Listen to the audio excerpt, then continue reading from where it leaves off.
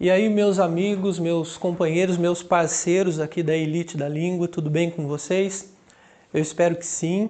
Eu estou aqui hoje para a gente começar um papo a respeito de gramática, a tão temida gramática, a dramática gramática, que eu pretendo desvendar um pouco para vocês e fazer com que se torne um assunto mais fácil, mais agradável, mais palatável, tá bom?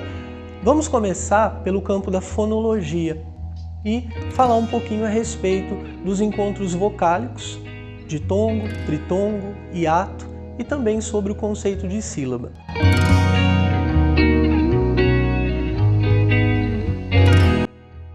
Antes de falar a respeito do conceito de sílaba, lembremos de uma coisa. É importante que vocês saibam diferenciar letra, fonema e sílaba, tá bom? Então vejam, letra a gente conta numa palavra a partir de impressões visuais. O que são as letras? São os símbolos do alfabeto que formam as palavras. Então tomemos como referência a palavra gato. Se eu olhar direitinho para essa palavra, há 4 símbolos do alfabeto G, A, T, O. Essas 4 letras constituem uma palavra e eu posso detectá-las visualmente. Eu olho e conto quantos símbolos existem ali. Ao mesmo tempo, quando eu pronuncio a palavra gato, gato, eu escuto um som para a letra G, escuto um som para a letra A, ouço um som para a letra T, assim como também ouço um som para a letra O. Então, eu tenho 4 fonemas. Coincidentemente, eu tenho 4 letras que eu vejo e 4 fonemas que são sons distintos que eu ouço. Observem, fonema ou grupo de fonemas pronunciado numa só emissão de voz. Esse é o conceito de sílaba. Então, a sílaba eu vou contar pelos impulsos de voz que são utilizados na pronúncia da palavra. Então, observem, não existe em língua portuguesa sílaba que seja formada somente por consoante, mas existe sílaba formada somente por vogal. A vogal é sempre base de sílaba em língua portuguesa. Ok? Então, vamos dar uma olhadinha nos exemplos. Olhem, atrapalhar. Vejam, eu estou falando agora de impulso de voz. Atrapalhar. Vocês observaram? Eu tenho 1, 2, 3, 4 sílabas e uma dessas sílabas é formada só pela vogal A. Pode? Pode. Vogal é base de sílaba em língua portuguesa. Ótimo. Vamos dar uma olhadinha na palavra aspecto. Aspecto. Eu tenho 3 impulsos de voz. Aspecto. E por que o C não constituiu uma sílaba sozinho? Porque ele é consoante. E se ele é consoante, ele não pode formar sílaba sozinho. Ele vai se apoiar na vogal da sílaba anterior. Por isso que ele vai ficar aqui com o pé, apoiando-se em quem? No E. Tá certo? Então esse é o conceito de sílaba. Basta vocês irem contando assim, né, pelos impulsos de voz, de acordo com a pronúncia. Olha lá, ó. Eu trabalho na roça desde os 10 anos. Contribuí mais de 20 anos. Passei no auxílio-doença. Não posso mais trabalhar. Vagabundo. Vejam, 1, 2, 3, 4 impulsos de voz. Se eu tenho 4 impulsos de voz, então eu tenho 4 sílabas. Pronto, é assim que se conta. Combinado? Quanto ao número de sílabas, as palavras podem ser constituídas por apenas uma sílaba, um impulso de voz. Observem, pé, cor, sol. Podem ter 2 sílabas. Posso usar 2 impulsos. Livro, fútil, casa. Podem ter 3 sílabas. Caderno. Olha aí os 3 impulsos. Sequência. Cinzeiro. Ou podem ainda ser polissílabas, podem ter 4 sílabas ou mais do que isso. Maracujá. Infelizmente. Ou comunicado. Certo? Então não se esqueçam, sempre partam desse conceito de quantos impulsos de voz eu necessito para pronunciar a palavra. Esse é o conceito de sílaba. Agora, é óbvio que nas palavras existem sílabas pronunciadas com maior intensidade, com mais força, e sílabas pronunciadas com menor intensidade, com menos força. Toda palavra vai ter a sílaba tônica e as outras são sílabas átonas, são as sílabas mais fraquinhas. Então notem, se numa palavra a sílaba tônica for a última, então nós dizemos que essa palavra é oxítona. Vejam, relação, vintém, cafezal, sempre a última tônica. Mas pode ser a penúltima, e se a penúltima for a sílaba tônica, nós temos as palavras paroxítonas. Comprimento, vejam a intensidade, instante e caráter. Tá? A penúltima é tônica, mas ainda eu poderia ter como sílaba tônica numa palavra a antepenúltima. Última, penúltima, antepenúltima. Rápido, paralelepípedo, cântico. Observaram? A antepenúltima é a sílaba tônica. Fica a dica. Em língua portuguesa, por mais que uma palavra tenha diversas sílabas, a sílaba tônica poderá somente ser ou a última, a penúltima ou a antepenúltima. Nunca a sílaba tônica estará aqui para trás, tá bom? Então, assim a gente vai classificar essas palavras como oxítonas, paroxítonas ou proparoxítonas. Vamos dar uma olhadinha aqui nesse poema chamado Amor Literário, do Jean Carlos Barusso. Aliás, muito interessante e muito conveniente para a gente abrir a nossa conversa. Diz ele, somos palavra, ora somos hiato, ora ditongo. Sou consoante, ela seminua vogal. Fazemos elisões isolados entre parênteses. Nossa vida é conjugar-se, tornar-se verso. Bonitinho esse poema, muito inteligente, muito criativo. Querem ver? Somos palavra, ora somos hiato. A gente vai aprender que hiato são vogais que existem em sílabas separadas, quer dizer, nem sempre estamos juntos, às vezes nos separamos. Ora, somos ditongo, às vezes nos aproximamos ou nos reaproximamos. Sou consoante. Sabe, eu não existo sem você? Sou consoante.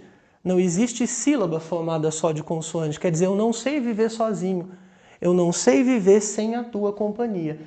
Eu sou consoante e ela, seminua, claro, tem uma alusão aí, sem dúvida nenhuma, sensual, erótica, semivogal.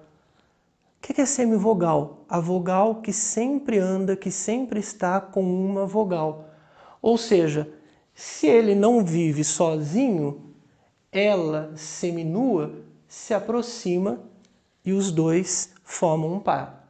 Fazemos elisões, claro. Se formam um par, fazemos elisões isolados entre parênteses. Claro que vocês devem estar lembrando entre parênteses, entre 4 paredes. Nossa vida é conjugar-se. Conjugar-se aproxima de cônjuge, né? Formamos um casal. Nossa vida é conjugar-se, tornar-se verso. Formar uma coisa só. Tá bom. Vamos ver o que o poema nos provoca a respeito de alguns conceitos que nos servem depois para entender melhor a gramática. Os encontros vocálicos. O que é um ditongo? O ditongo é o encontro de 2 vogais na mesma sílaba. Olha só, lembrem-se que em língua portuguesa, normalmente, o i e o u quando colocados na mesma sílaba com qualquer outra vogal, tendem a funcionar como semivogais, porque o som deles é um pouquinho mais fraco, tá? Então eles funcionarão como semivogais. Então observem que quando eu digo lei, vocês notaram que eu tenho duas vogais que vão ficar na mesma sílaba. Mas se elas ficam na mesma sílaba, uma vai ser vogal, a outra vai ser semivogal.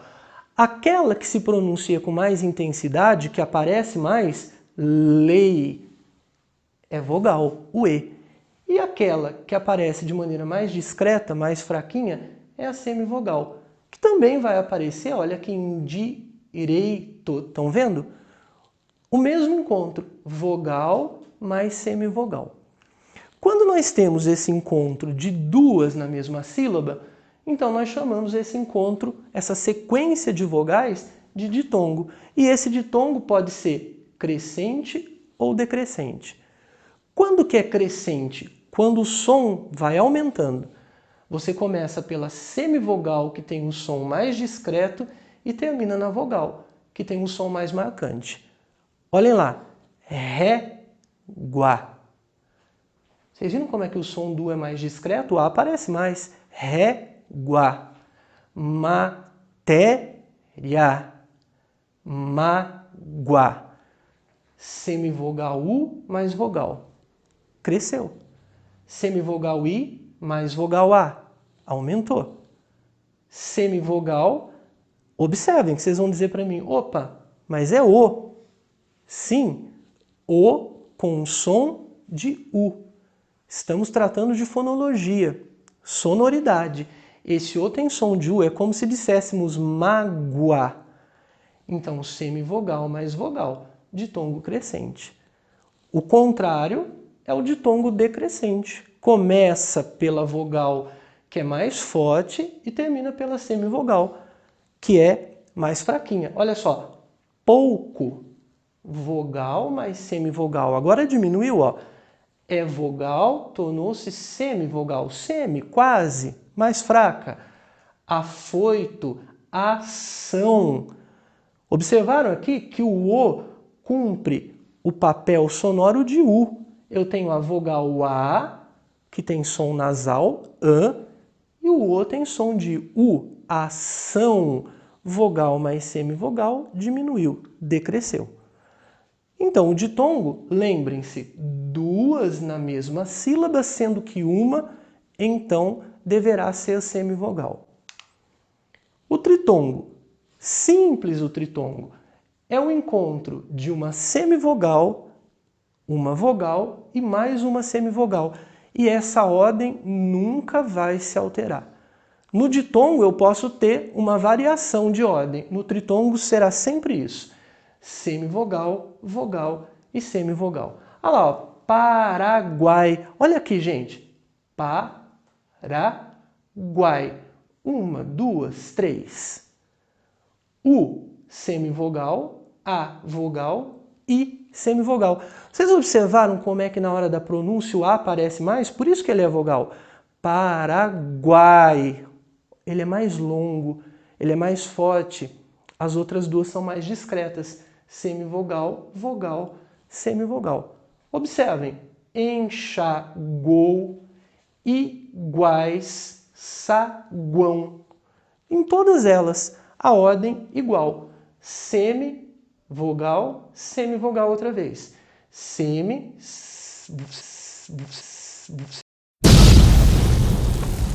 Semivogal, vogal, vogal outra vez. Semivogal, vogal e vogal outra vez. Tritongo, não tem erro. Três. Hiato. Quem tiver alguma dificuldade para se lembrar do que é hiato, pensa na palavra hiato. I-a-to. Duas vogais que ficam em sílabas diferentes. E se elas ficam em sílabas diferentes, agora nós não temos mais semivogal. Em sílabas diferentes, cada uma delas é vogal. Quer ver só? Ocorre quando duas vogais ficam separadas, cada uma como base de uma sílaba diferente. E aí eu coloquei aqui para a gente encerrar essa breve conversa sobre os encontros vocálicos, um trechinho aqui dos Racionais MCs. Jorge sentou praça na cavalaria. Perceberam como na hora da pronúncia o I fica para lá, o A fica para cá. Duas vogais, mas agora em sílabas separadas. Então, vogal e vogal. E eu estou feliz, porque eu também sou da sua. Sua, dois impulsos. Vogal para cá, vogal para cá.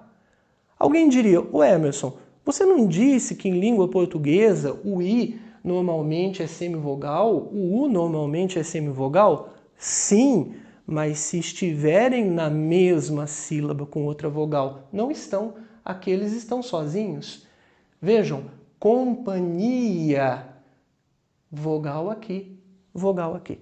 Um trechinho lá do Jorge da Capadócia, né? Uma homenagem ao São Jorge. Vocês sabem que Jorge da Capadócia, Capadócia significa terra de cavalos de raça, né? Onde nasceu o conhecido São Jorge, numa região que hoje pertence à Turquia, tá certo? Então, observem aqui, ó, a diferença do hiato para o ditongo. Ditongo, duas na mesma sílaba, hiato, duas em sílabas separadas, tá bom?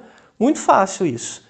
Vocês podem rever os slides, podem escutar de novo a minha fala e, como eu sempre estou acostumado a fazer, para quem quer se aprofundar, quer consultar, buscar mais informações acerca do assunto, dá uma olhadinha lá no Celso Cunha, absolutamente recomendável, no Roberto Melo Mesquita, a Maria Helena de Moura Neves e o Hernani Terra, para falar só de alguns gramáticos que eu considero referências no estudo da língua portuguesa e que muito nos ajudam na hora de entender essas dificuldades impostas aí pela nossa língua portuguesa, tá bom? Então ficam aqui as referências recomendadas para vocês que querem se aprofundar no assunto. Eu agradeço mais uma vez a presença, a atenção de vocês.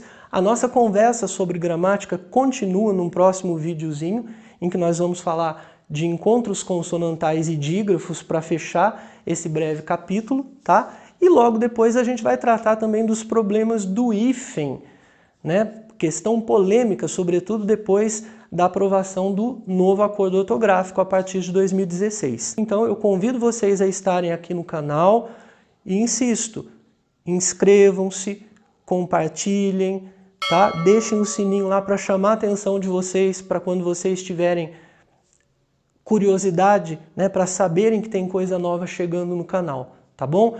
Eu acabei de editar, de colocar no ar para vocês um curso bem completinho, também em 4 edições, sobre redação na FUVEST, que é muito legal para você, principalmente, que está aí no 3º ano, mas para qualquer pessoa que deseja ter boas dicas de leitura e de escrita. Então, vai lá, consulta os vídeos, dá uma olhadinha e deixa o seu comentário, que é sempre muito valioso, que é sempre muito legal, para a gente saber o que é que vocês estão pensando, o que é que vocês estão querendo, tá bom? Eu fico por aqui, sempre repetindo que a elite da língua é uma questão de conhecimento, é a nossa casa, é o nosso ponto de encontro aqui no YouTube. Valeu, pessoal! Beijão, até a próxima. Tchau, tchau!